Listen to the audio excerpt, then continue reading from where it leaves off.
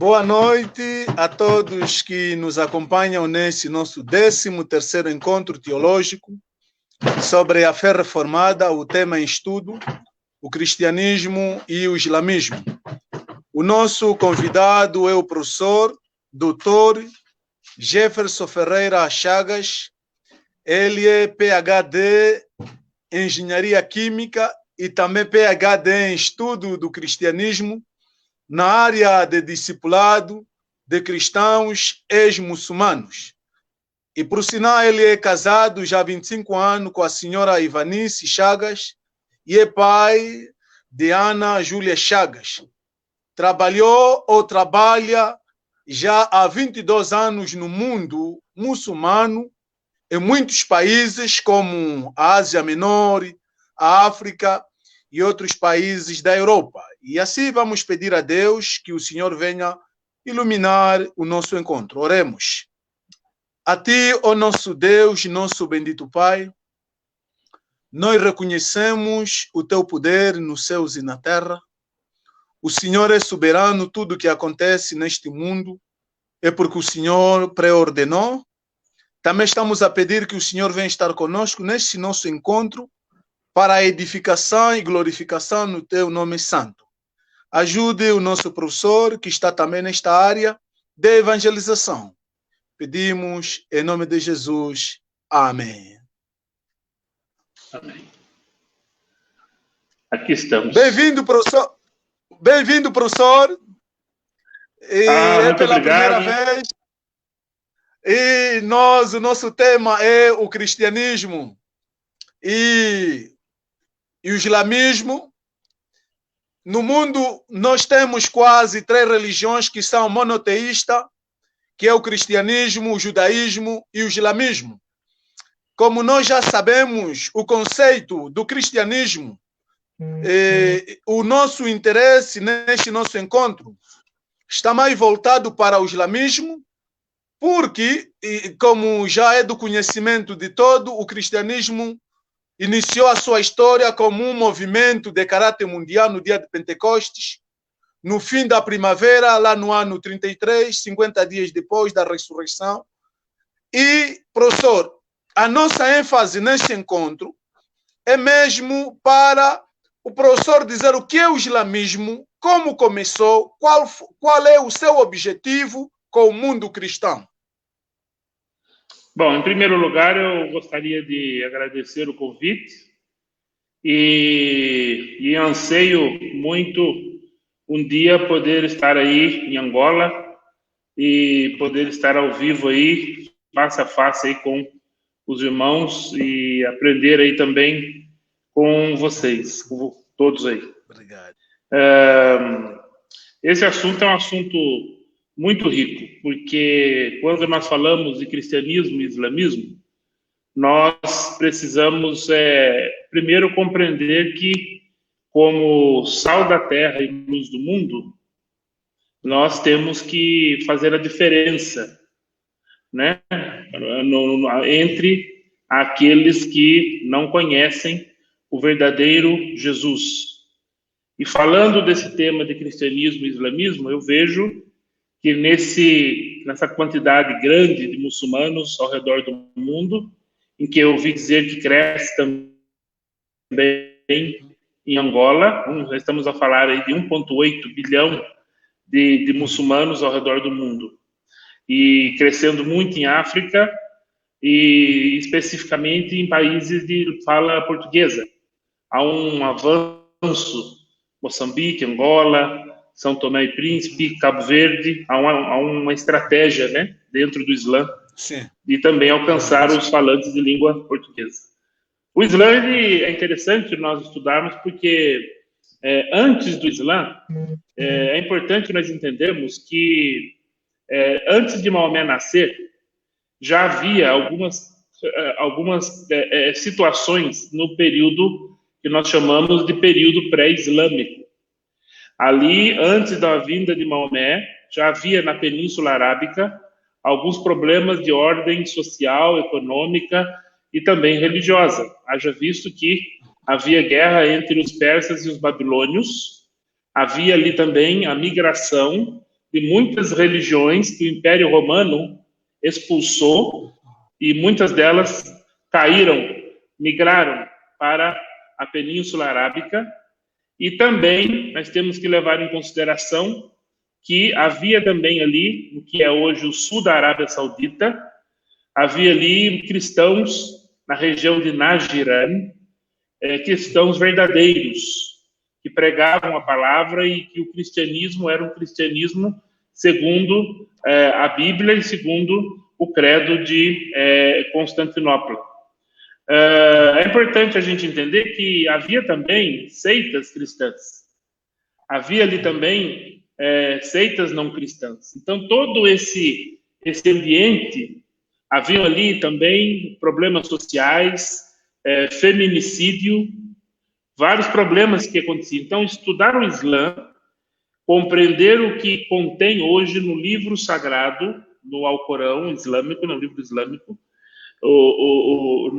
é importante nós compreendermos a situação antes do período de Maomé. Por quê? Porque quando Maomé ele nasce, ele cresce naquele ambiente, ele tem contato com todas essas religiões.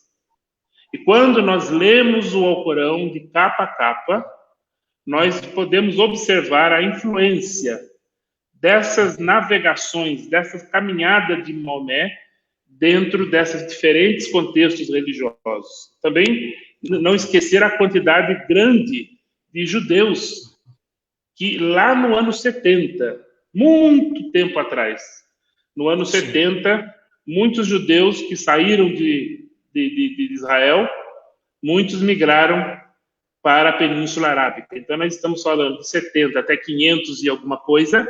Olha quanto tempo se passou, então, já estamos falando de gerações e gerações de judeus que agora são ricos, morando na Península Arábica. Então, esse é o contexto que nós observamos quando Maomé tem, já num período de retiro numa caverna, ele tem, segundo a tradição islâmica, ele tem um encontro com o anjo Gabriel.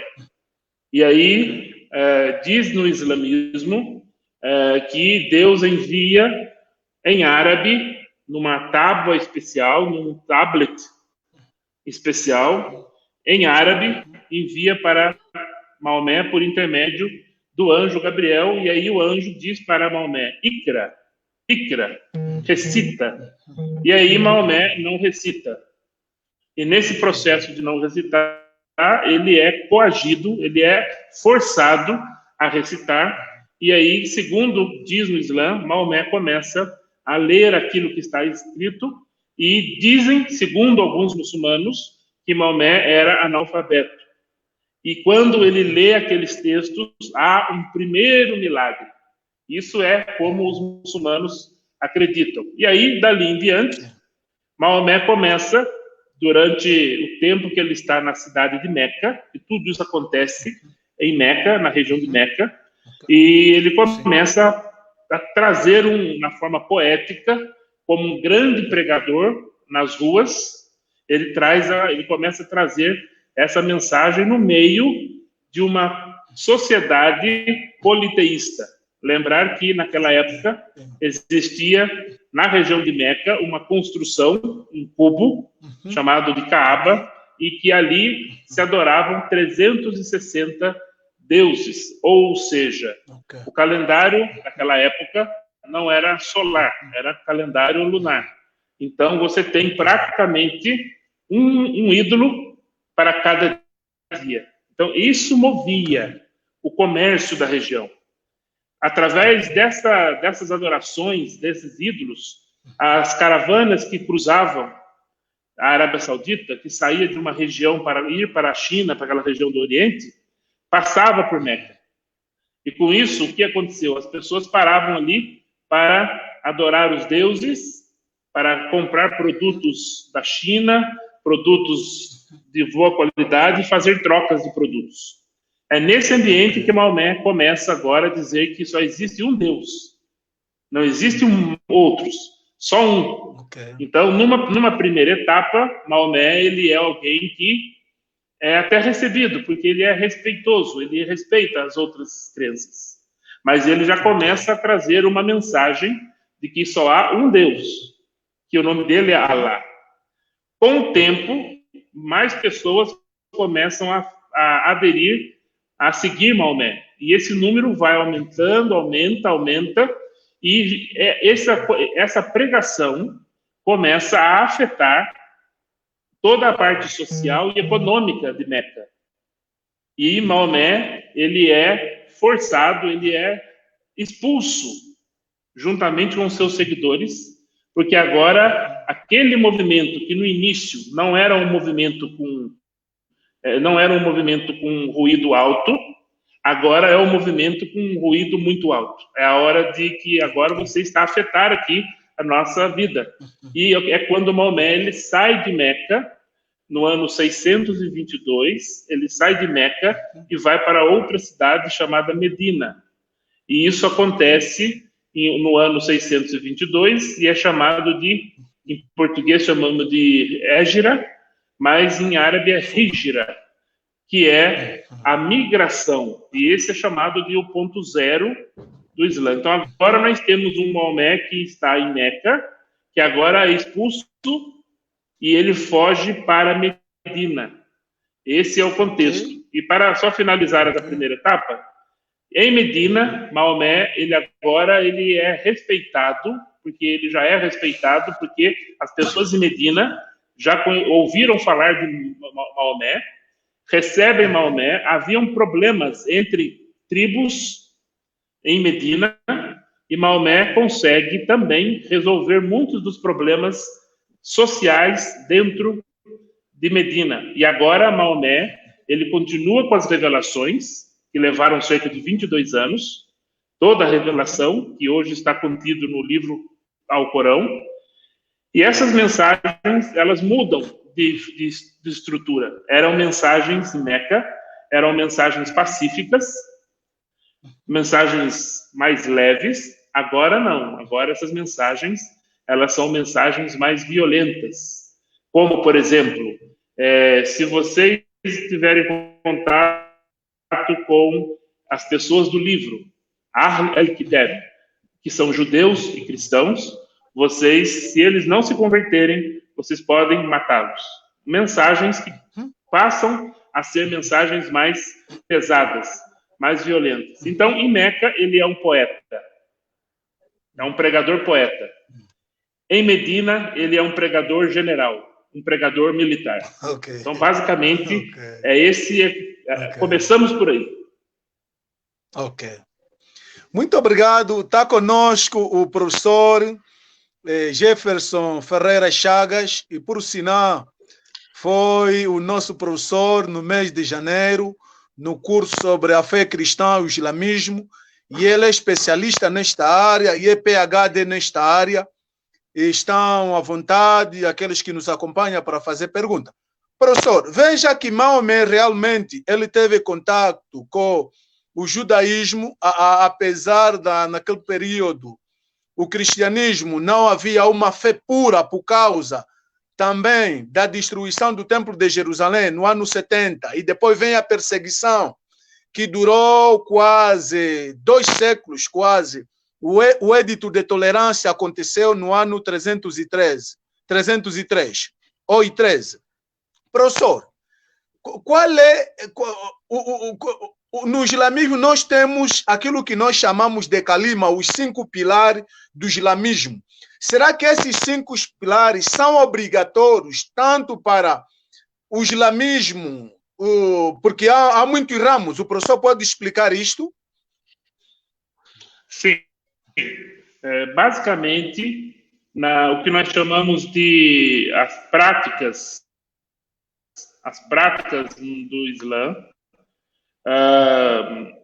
tanto o Alcorão, como também, que é uma fonte primária no Islã, né? E como também o Hadith, que é a compilação da tradição, aquilo que Maomé fez, falou, e até coisas que Maomé nem falou, que ele só pensou, segundo diz a tradição, está nos livros chamados hadis. Então, as duas fontes primárias é o Islã, é o Alcorão e o hadis, né? Então, quando nós falamos das práticas, significa que todo muçulmano, de norte a sul, leste a oeste, onde ele estiver, ele é obrigado a cumprir, a praticar, porque, lembrando que a salvação no Islã é por obras, e não pela graça. Sim, sim.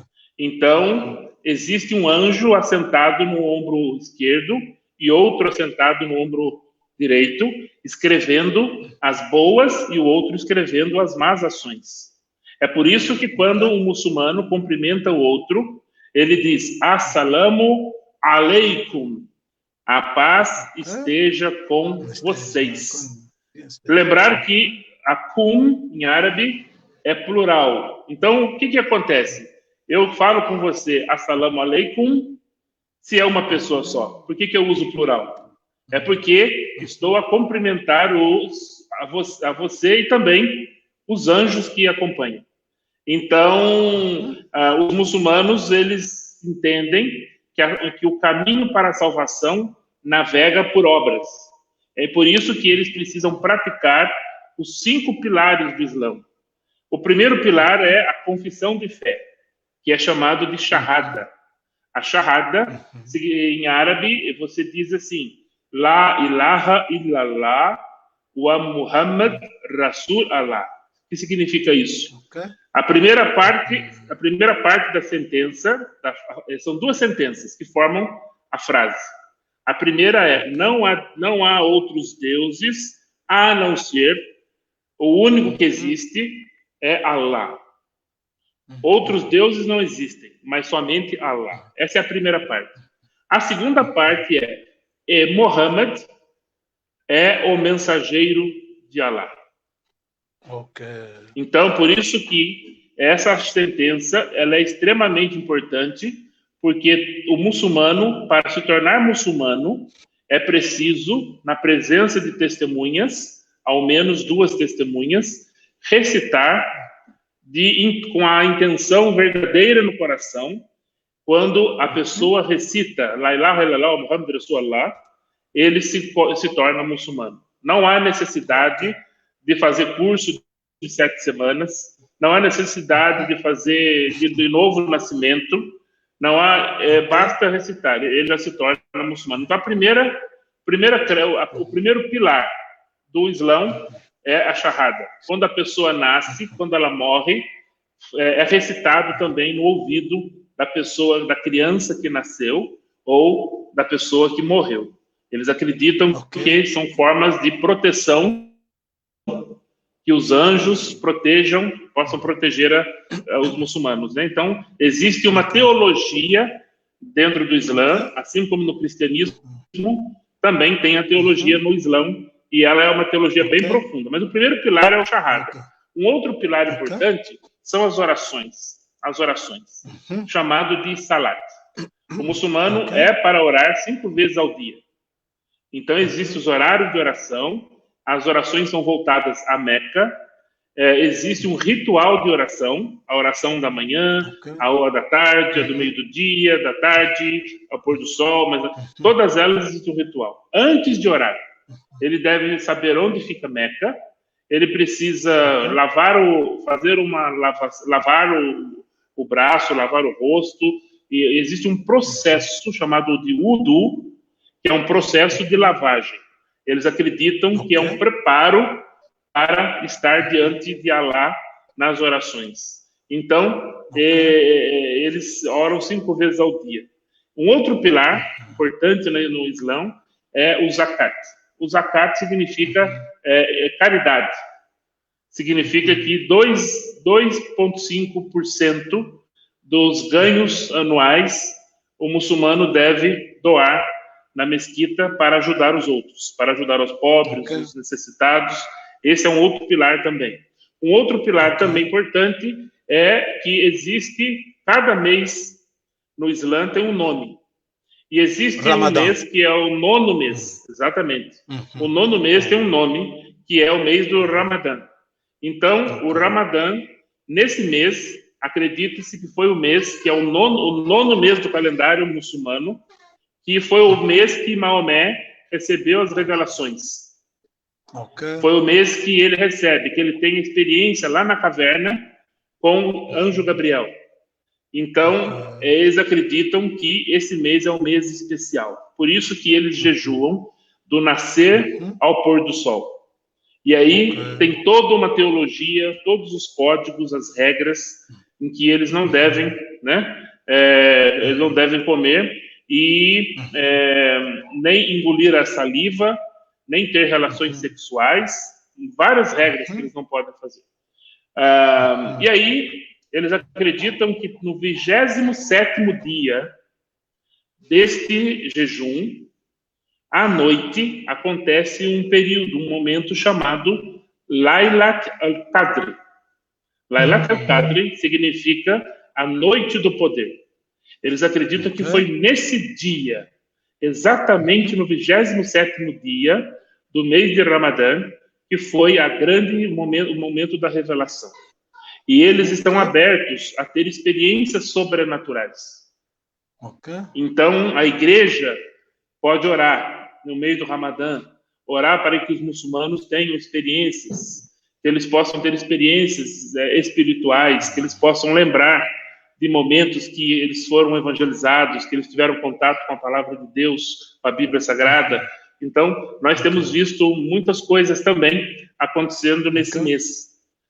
Sabe, e muçulmanos se convertendo nesse mês. E aí, quando termina o mês de Ramadã, existe uma festa chamada de Eid al-Fitr. Quando termina o mês de Ramadã, eles festejam. Eles fazem a grande festa, é considerado a festa menor. Porque existe uma outra, e eles comemoram, eles matam um cordeiro, comem, convidam amigos. É uma oportunidade para nós cristãos. Se formos convidados, nós podemos estar ali com eles também, testemunhar ali o amor de Deus, estar ali com os amigos muçulmanos. E então é um momento interessante. E o último pilar, né? Falamos então da Shahada, falamos da Salat, falamos do Zakat, falamos do Ramadã, e agora vamos falar do Hajj. O Hajj é que se o muçulmano tivesse condições financeiras, uma vez na vida, ele vai a Meca, que é aonde tudo começou, na tradição islâmica, e ali ele vai, tem todo um ritual, eles vão com roupa branca, passam dias ali, fazem peregrinações dentro da Arábia Saudita ali, entre Meca e Medina, e é um período especial para o coração do muçulmano, para a religião do muçulmano. Então, o Hajj é importante. Quando ele volta do Hajj, ele já é uma outra pessoa. Por quê? Porque ele foi para o Hajj. Agora, ele volta para a sua vila, ele volta para a sua tribo, para a sua cidade, e agora ele recebe um nome, ele é Haji. Então, se a pessoa chamava João dos Santos, agora ele é João Haji dos Santos. Porque ele foi para o Hajj. E aí, quando termina a peregrinação, existe uma festa chamada de Eid al-Adha, que é a festa do sacrifício.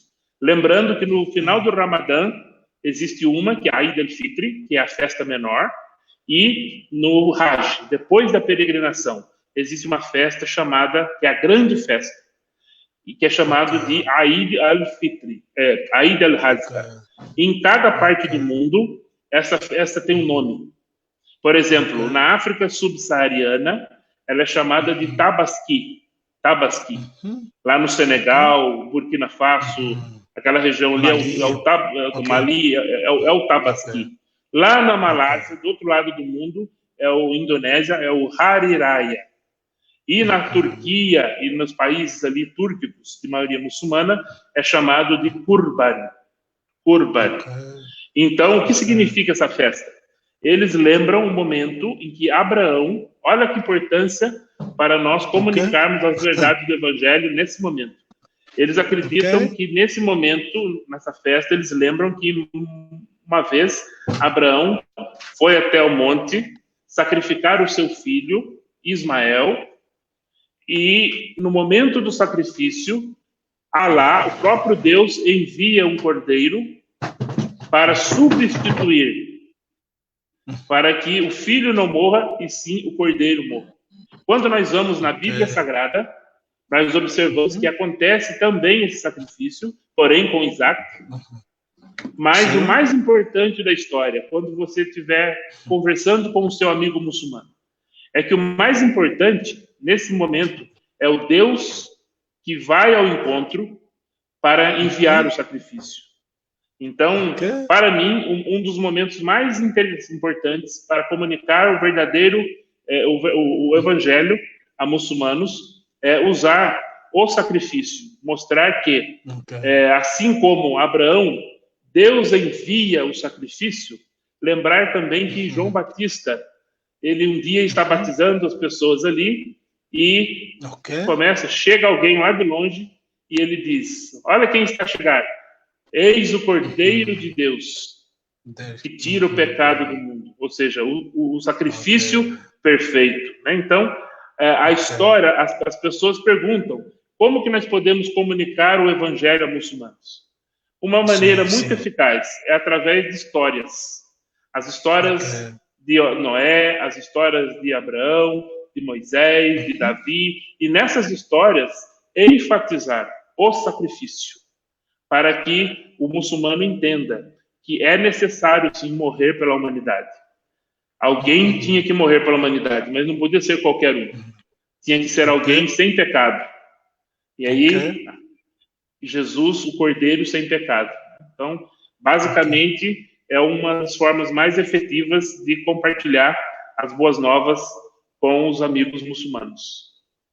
Professor, o nosso irmão aqui, Henrique Cuvingua, ele diz o seguinte, desculpa a ignorância por nunca ter lido o Alcorão, mas há relato de que o mesmo Alcorão tem muitos relatos bíblicos do Pentateuco. Se assim, por que os islamitas não aceitam a sua fé com base na tolerância? O professor pode agora explicar ali realmente quais são os grupos que não são tolerantes e outros são tolerantes? O xiita, essa área, o professor, essa é uma das dúvidas. Essa é uma boa pergunta, nosso irmão. Um abraço aí para ele. Obrigado. Na verdade, nós... existem no Alcorão, como eu disse, no período pré-islâmico, lembrar que na época, na Península Arábica, haviam também cristãos verdadeiros, que pregavam a mensagem de Deus ali. Mas também existiam seitas, heresias cristãs e não cristãs. Então, nós sabemos que dentro do Alcorão, por exemplo, no Alcorão fala de, primeiro, que o Pentateuco, o muçulmano, ele entende que é o Taurat, o Torá. Então, quando nós falamos de Torá para o muçulmano, é como se fosse todo o Antigo Testamento. Para o muçulmano, o Torá, o Taurat, é todo o Antigo Testamento. Por exemplo, lá fala da história de José. A história ela não é completa. A história ela é quase igual, mas ela não é 100% igual. O capítulo 12 do Alcorão, chamado de Sura Yusuf. Sura é capítulo, Yusuf é José. Né? Mas ali, quando você vê também, existe uma sura, um capítulo chamado Yunus, que é Jonas. E nesse capítulo fala que Jonas entrou na boca de um grande peixe. Então, você nota que no Alcorão existem sim pedaços, fragmentos, não a história completa, de aproximadamente 26 profetas mensageiros na Bíblia Sagrada, que são considerados que os nomes deles aparecem no Alcorão. Porém, as histórias ou foram distorcidas ou estão incompletas, mas não há nenhuma história completa. Mas é uma ponte, quando nós podemos usar esses nomes, mas automaticamente migrar para a Bíblia e usar a palavra de Deus, que é a Bíblia que transforma, né, o ser humano. Então, com relação a essa pergunta, é interessante se eles têm os fragmentos. Agora, um outro problema. Eles não seguem, embora tenha trechos da Bíblia ou frações dentro do Alcorão, eles entendem que o Alcorão é o último dos livros que veio corrigir o erro ou os erros dos demais livros do passado. E a Bíblia, eles acreditam que a Bíblia foi alterada, que foi mudada. Eles acreditam que a Bíblia foi adulterada. O homem escreveu a Bíblia, escreveu alguma coisa lá na Bíblia que não é a mesma Bíblia de antigamente. Não é o verdadeiro, o original.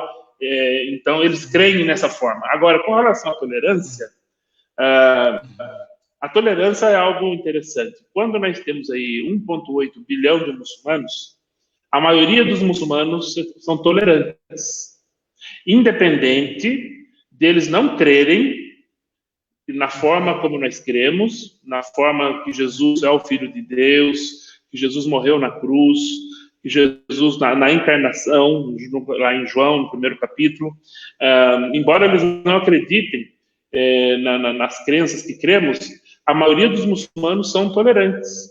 Mesmo aqueles que têm pensamentos mais fundamentalistas, mesmo aqueles que são devotos, muitos deles, a maioria, ainda é tolerante.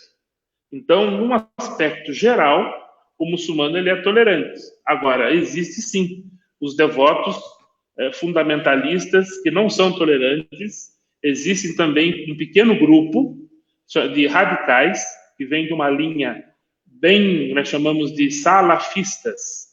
Por quê? Porque eles acreditam que a verdadeira interpretação do Alcorão é tudo que está escrito no Alcorão e interpretar do mesmo jeito como era lá no passado com Maomé e os seus seguidores. E agora, os teólogos islâmicos de hoje, os sheiks, os imãs, os líderes das mesquitas, muitos deles hoje no mundo, pensam em trazer uma releitura do Alcorão, de uma forma mais moderada.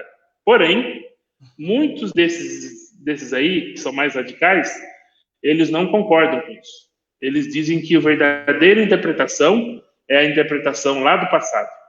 Não venha com novas interpretações, porque o verdadeiro, então, esses são intolerantes. Esses são mais intolerantes.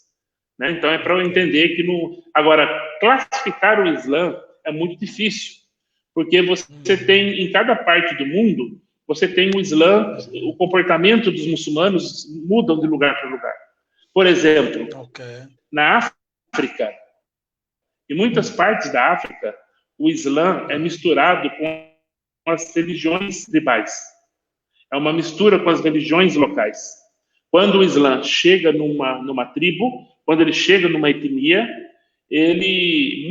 muitas crenças daquela etnia ainda permanecem a atuar ali, e o Islã vem e mexe, mas ele não altera muita coisa das crenças tribais. Por isso que o Islã na África, nós chamamos de islamismo popular. Não é um islamismo ortodoxo, não é o islamismo puro. Então, na verdade, hoje, no mundo hoje, nós não temos mais um islamismo tão puro. Por quê? Em cada local que o islamismo entrou, ele misturou, ele acomodou. O processo que nós chamamos não é contextualização, é acomodação. Já existe essa crença, eu coloco mais crenças aqui. Aí forma-se uma mistura toda. Ok. Professor, muito obrigado pela essa explicação. Realmente, o islamismo, uma religião muito já antiga, que eles encaram que a fé cristã é muito complexa, o Islã é mais compreensível. E, professor, como eles encaram Jesus Cristo? Porque o Alcorão cita mais de Jesus do que Maomé. Será que na base da evangelização vamos já anunciar Cristo como Deus? Qual é o evangelho? Apesar que o evangelho de Marco é mais complexo, porque começa que Jesus é Deus e ele não quer saber disso. Qual é a forma que nós podemos partir na base da evangelização dos nossos irmãos muçulmanos? Sim. Eu acredito que uma das coisas que temos que tomar muito cuidado, ter muito cuidado, é que os muçulmanos eles seguem uma religião. Os muçulmanos são pessoas, como nós, e todos nós. Eu acredito que o respeito, a compaixão, a Bíblia nos ensina que amar o próximo. A Bíblia traz para nós muitos exemplos que é possível confrontar o pecado, mas com sabedoria. O amor. Então, eu acredito, e o amor, com certeza, é a essência do Deus triuno, é o amor. Então, eu creio que a primeira coisa, quando vamos falar de evangelizar muçulmanos, é humanidade, compaixão, ternura, não demonizar os muçulmanos. A religião é outra coisa. Mas as pessoas... professor, veja, professor, veja que quando um muçulmano se converte para o cristianismo, ele quer um cristianismo sério, não é um cristianismo fingido, não é isso, professor? Porque eles se entregam de corpo e alma. É por isso que o processo de discipulado tem que ser bem, bem diferente, porque apenas convidá-los para ir à igreja e colocá-los numa sala de escola bíblica dominical para novos convertidos, isso não é suficiente.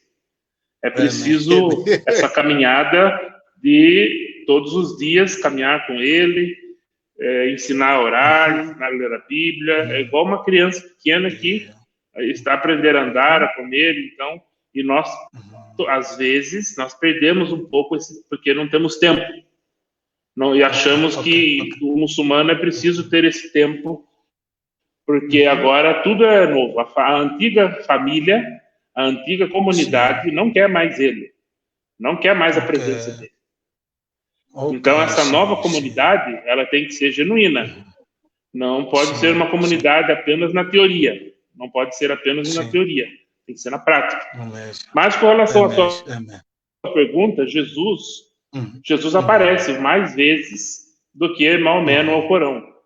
E ele é um mensageiro. Jesus é um mensageiro. É um profeta muito importante no Islã. No capítulo 3 do Alcorão, ele ressuscita mortos, ele cura leprosos. E então, ele veio para esse mundo como justo, não pecou. Então, o Alcorão reconhece, o Alcorão reconhece a superioridade de Jesus. Mas temos alguns problemas. Com relação à ação salvífica, com relação à salvação, Jesus não tem nenhuma ação. Porque Jesus, porque no Islã, é bom nós lembrarmos que quando Adão e Eva pecam, lá no paraíso, e no Islã, o paraíso é em outro lugar, não é na Terra, mas quando Adão e Eva pecam, Deus perdoa. Lá no Islã, Deus perdoa, por quê? Porque a natureza do homem é frágil. O homem é feito do barro. Então, eles apenas cometeram uma desobediência e Deus perdoou. Ou seja, no Islã, uma vez que Deus perdoou, não há necessidade da expiação. Não há necessidade da justificação. Então, por isso que Jesus, ele entra como uma pessoa importante, ele entra como um grande profeta, porém, a morte dele na cruz, que a maioria dos muçulmanos não acredita que Jesus morreu na cruz, mas mesmo uma minoria que até acredita que ele morre na cruz, essa morte não é para a salvação da humanidade. Então, Jesus não tem, no Islã, Jesus não tem ação salvífica. Ele é mensageiro, ele é um grande homem, mas ele não tem, o nascimento dele foi um milagre, mas ele não tem ação de salvação. Aí, qual é o problema que temos, então? Nós temos, então, o problema que nós estamos falando de um outro Jesus. Ele é quase igual ao meu Jesus, mas na hora não é. Sabe quando quando você vê uma pessoa de longe, você fala, não, eu conheço ele. Ah, não, ele é aquela pessoa. Aí quando você chega ali, ele olha para você, é muito parecido. Rapaz, como você é parecido com o meu amigo, mas não é o mesmo. Não é o mesmo. O Jesus do Corão não é o mesmo. Porém, nós podemos usar o nome, o Jesus, ou de uma conversa rápida, podemos mencionar algumas coisas que do Jesus que tem no Corão, que fez milagres, tal. Porém, dizer ao seu amigo a verdadeira história, a história completa, a história completa dos feitos de Jesus, do que ele fez detalhadamente, de como ele caminhou com seus estudantes, os discípulos, né? Está no Injil, está no Evangelho. Então, vamos ler o Evangelho. Então, você rapidamente usa como ponte o nome, porém, já migra para o Evangelho. E aí, qual é a história? Qual é o caminho? Né? Então, nós podemos usar histórias, né? Dentro de um contexto de onde vem a maioria dos muçulmanos, assim como você sabe muito bem, você é de África, você é de Angola, você sabe que o método mais efetivo é histórias, contar as histórias, porque as pessoas gostam. A mesma coisa acontece com o muçulmano, seja ele árabe, seja ele não árabe, as histórias. Então, as histórias dos profetas, as parábolas de Jesus, por exemplo, a parábola do filho pródigo, por exemplo, é uma parábola importante para você explicar para o seu amigo como você entende quem é Deus. É o Deus que ama o filho, independente das besteiras e das coisas que eles fizeram. Mas que ele não gosta dos pecados, mas ele ama a pessoa. Então, quando você vê na parábola, quando você conta a parábola do filho pródigo, e quando o filho se arrepende, quando o filho volta para casa, a parábola diz que o pai está à porta, está a esperar o filho e sai ao encontro do filho. E essa é a história da Bíblia. A história da Bíblia é a história de um Deus que sempre está pronto para vir à nossa direção. Então, quando nós olhamos, o homem é falho, o homem lá no Éden já peca, o pecado original, durante a trajetória do povo no deserto. Quando você vê a história do povo de Deus na Bíblia, é um povo difícil. E um Deus que ama, um Deus que relaciona, né? E o maior exemplo de relacionamento é o próprio Deus triuno, o Deus Pai, o Deus Filho, o Deus Espírito Santo, né? Essa comunidade, essa pluralidade na unidade, né? Baseado no amor. Ali você tem relacionamento e amor eterno, um relacionamento que é eterno e um amor que... E aí ele traz para nós, e o Verbo se fez carne e habitou entre nós, ele traz para nós o quê? O exemplo de como relacionar, o exemplo de como amar, o exemplo de como encontrar. Você lembra quando Agar saiu da casa de Sara, em Gênesis 16? E ela está no deserto já, com barriguinha já, né? Com o filhinho na barriga, e o anjo do Senhor, nós não sabemos exatamente, alguns dizem que era o Jesus que foi, né? A teofania, de toda uma mas o que importa é que há algo espiritual, a cristofania, né? E alguns dizem que foi o próprio Deus, ou foi Cristo. Independente do que aconteceu, na verdade, houve algo milagroso, houve uma ação de Deus de ou enviar ou ir ao encontro. É o Deus que vem ao encontro. É o Deus que vem ao encontro. De onde você vem, para onde você vai, né? Ali ele começa o diálogo. Porque a presença de Deus. Deus. Presença de Deus. Começa com ele. O encontro começa com ele. É ele que envia. É ele que ama o mundo de tal maneira que envia. É ele que envia. É ele que vai. É ele que encontra. É ele que vem. E isso no Islã não existe. Não existe pai. Não existe. Alá é distante. Alá não se revela. Alá não se revela. Alá ele sempre está escondido. Ele não se revela. E o amor dele é só para aqueles que fazem coisas boas. Então nós estamos falando de um outro Deus. É um outro Deus. É um outro Jesus. É um outro livro. Porém, o amor. Amar os amigos muçulmanos. Porque eles não conhecem. Lá em Judas, você lembra que em Judas, no finalzinho do livro de Judas, a proposta do livro de Judas é o seguinte: olha, no meio de vocês tem algumas pessoas que estão trocando, estão falando umas coisas erradas aí, estão a confundir vocês, transformando graça em libertinagem. E aí, no final da carta, no final de Judas, ele diz assim: para essas pessoas aí, eu vou ensinar vocês como tratar, como lidar com elas.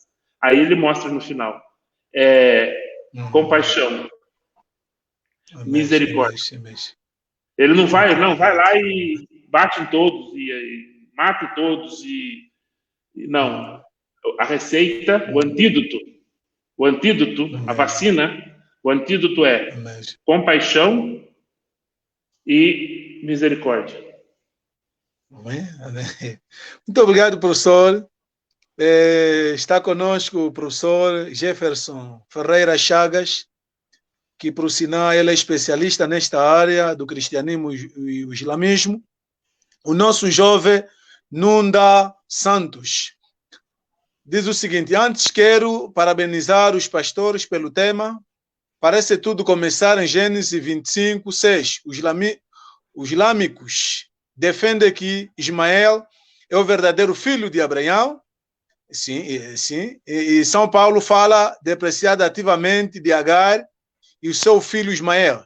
Nós sabemos que por Jesus se vai aos céus, e para os islâmicos que creem em Deus e não em Jesus Cristo, como fica se eles não aceitam a Cristo?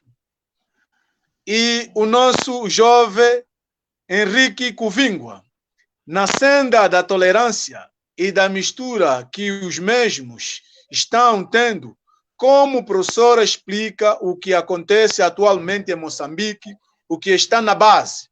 São algumas perguntas. Faltam-nos apenas alguns minutos. Vou ser rápido aqui. Bom, primeiro, responder na segunda pergunta. O que está acontecendo hoje ali em Moçambique, em Cabo Delgado, principalmente, né, na região ali. Existe esse grupo extremista, é um grupo terrorista. Eles estão ali a aterrorizar, estão ali a matar muçulmanos e cristãos também. Muçulmanos também estão a sofrer. Mas, sim. Porém, como eu disse, eles representam uma minoria dentro desse 1,8 bilhão de muçulmanos. Mesmo tendo essa atitude de terrorismo do Al-Shabaab, que significa os jovens, né? Os jovens, e são os Al-Shabaab Mujahideen, aos jovens guerreiros, né? Harakat Al-Shabaab Mujahideen, e comunidade de jovens guerreiros. E é entender que o nosso Deus, ele nos ensina a amar. O nosso Deus, ele nos ensina a ter misericórdia e orar pelo próximo, amar o próximo e até mesmo os inimigos. Eu sei que na teoria isso é fácil. Eu sei que isso é fácil. Eu sei que na prática, quando as pessoas perdem os seus filhos, as suas filhas, e que estão nessa situação, eu sei que é muita dor. É muito desejo de revidar, de revanche, né? Porém, para os cristãos, nós temos, quando Jesus ele vai aos céus, ele diz: olha, eu vou aos céus preparar lugar, a morada, deixar tudo prontinho para vocês, porém, vocês não ficarão sozinhos. Vocês ficarão com o Espírito Santo. Então, eu creio que é o Espírito Santo que é poderoso para trazer essa cura, para trabalhar na vida daqueles cristãos que estão a sofrer na região ali em Moçambique. E também ressaltar de Cabo Delgado. E também lembrar que Deus está salvando jovens do Al-Shabaab. Deus está salvando radicais do Estado Islâmico. Eu falo isso porque eu conheço pessoas, não podemos colocar o nome dessas pessoas aqui, e nem dar tanto detalhe, mas eu conheço pessoas que eram da linha de frente do Estado Islâmico e que tiveram uma experiência com Jesus. E hoje são crentes fiéis e já estão a alcançar outros radicais islâmicos. Então, essa é uma realidade. Deus está trabalhando. Por isso que a igreja precisa realmente orar pelos muçulmanos, sejam eles nominais, devotos ou radicais, né? Ou terroristas. Então, essa é uma questão importante. Com relação à primeira pergunta, para o muçulmano, Abraão e Ismael, eles são muito importantes. Por que eles são importantes? Porque quando, na criação da Kaaba, a Kaaba, lá em Meca, a primeira Kaaba foram os anjos, segundo a tradição islâmica, foram os anjos que mandaram a base, a construção da base da Kaaba.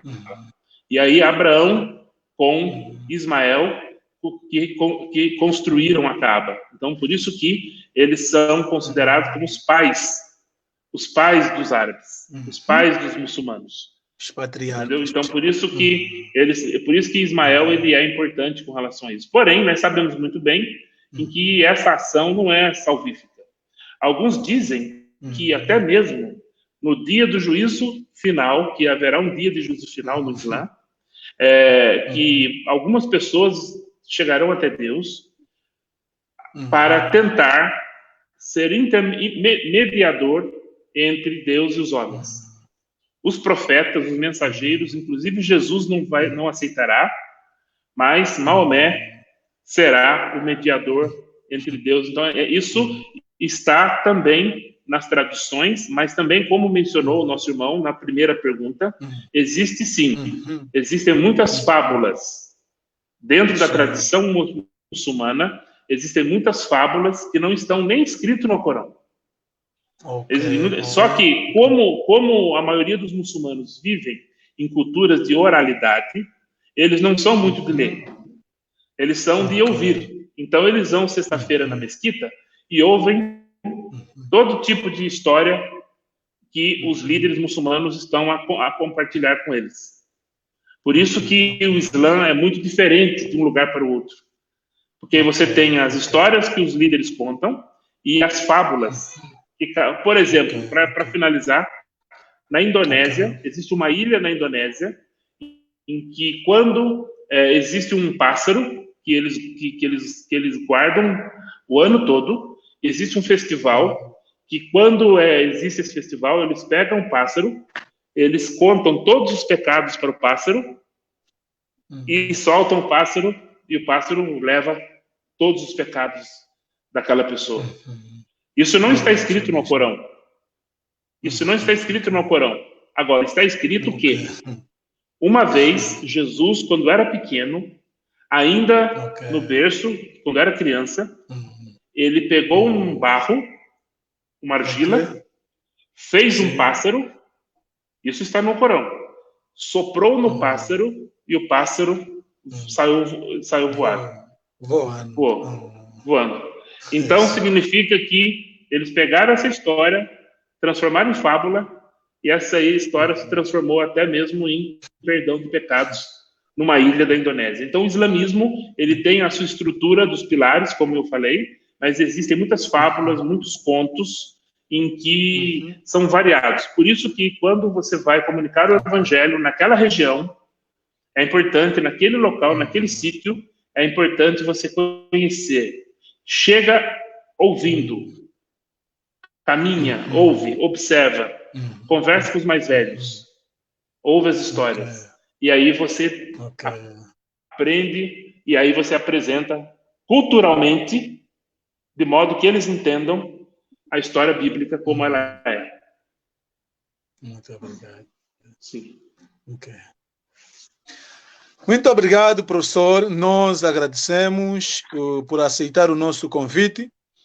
Há muita coisa para aprender, porque o curso demorou muito tempo que nós tivemos com o professor e só temos aqui quase 55 minutos. A última pergunta: qual é o conselho que o professor deixa para nós, como cristãos, para entrarmos no mundo da evangelização, na área, no mundo muçulmano mesmo, professor? Conselho. Bom, a primeira coisa, alguns conselhos rápidos.